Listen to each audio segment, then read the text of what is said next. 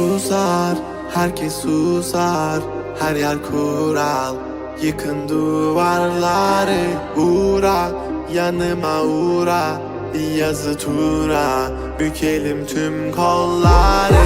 Koy koy yeni bir kat, onu da geçeyim iyi bir fark. Zoruna gidenin dili kurar, kapalı kapıya çeneni tak. Boş ver geri topla, verdiğin değerin dili olsa. Kalbimi vurmuş gidiyorsan, acı diliyorsan ve de biliyorsan. Kızgın güllerin üstüne düşmüş dolunayım ben. Soldum bir kere geriye dönersem yok olayım ben. Koştum bir firara, beni ölmezsem yine ara. Kara kış gibiyim sobalara, bizi doldursun odalara. Kızgın güllerin üstüne düşmüş dolunayım ben. Soldum bir kere geriye dönersem yok olayım ben.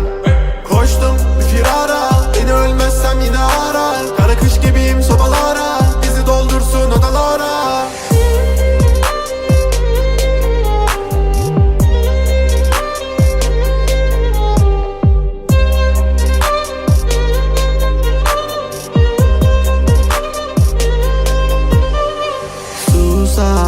Herkes susar, her yer kural. Yıkın duvarları, uğra, yanıma uğra. Bir yazı tura, bükelim tüm kolları. Normale döneceğim, hayatım versin istediğimi.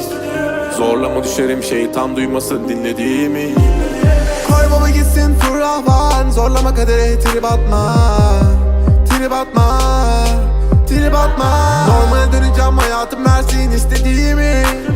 Zorlama düşerim, şeytan duymasın dinlediğimi. Koy baba gitsin fırlavan, zorlama kadere trip atma. Trip atma, trip atma. Kızgın güllerin üstüne